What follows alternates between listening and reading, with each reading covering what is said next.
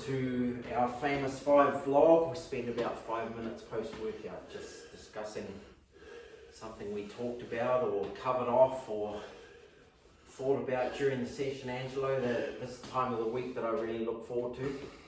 Training with you and seeing what you got, seeing how the week has gone for you, the progress you're making, and these little post-workout chats. I really get a lot out of them. Yeah. So thank you for sharing. No problem, Coach. How's your numbers looking? Today we're up to 136. 136 average. Yeah. Good.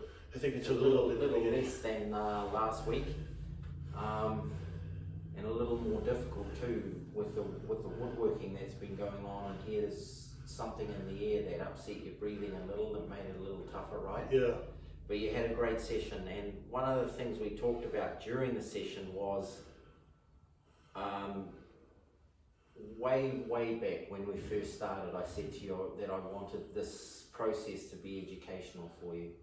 So the question I put to you during the workout, so as we were queued up for this, what are the 5 really critical things that you've learned out of this process, do you think? I think the number one thing that I got out of it is you definitely have to be consistent, have some integrity into what you're trying to do. I think homework is important aside from the workouts that I'm doing with you. Sure. I think the other thing I really learned, and we talked about it before, is some type of tracking method, and specifically using some type of heart rate monitor or workout watch like the Apple Watch that I'm using right now, because it really helps me see what I've been doing over the weeks, and it really gives me a good affirmation that I've really been going at it and I'm not wasting my time, right?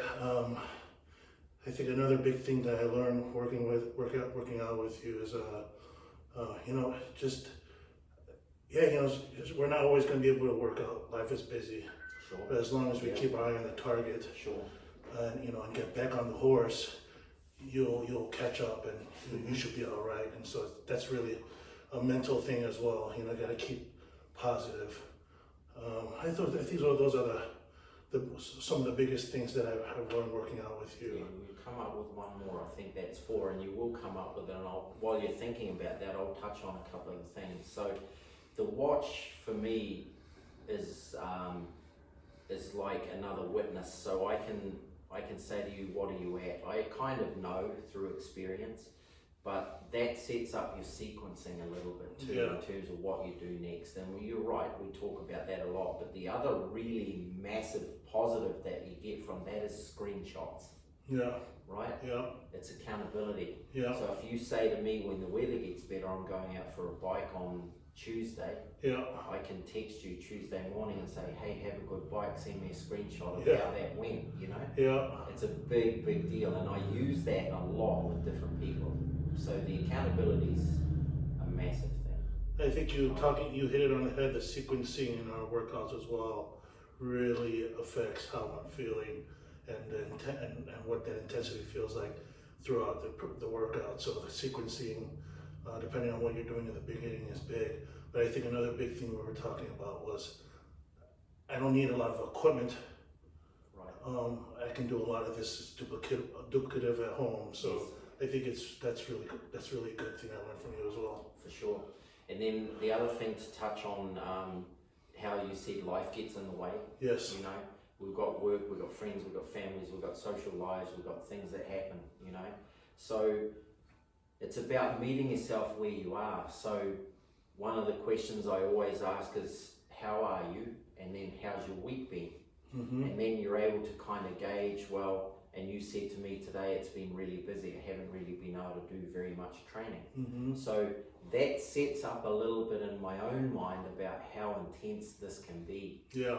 And it's different for everybody, but it's a really important, seemingly vague question that contains a huge amount of information that I can use. Mm-hmm. Because if you haven't trained very hard for over a week, there's no point in really trying to go for the record in here. Mm-hmm. You can have just slightly under maximum intensity workout and cope because you haven't had that kind of consistency for 6-7 days. So you are right with that, and that's everybody's story. So it's about, when you said duplicative at home, once you've learned a lot of this sort of stuff and you can repeat it at home, it's just getting it in when you can, even if it's 20 minutes. Right. Isn't it?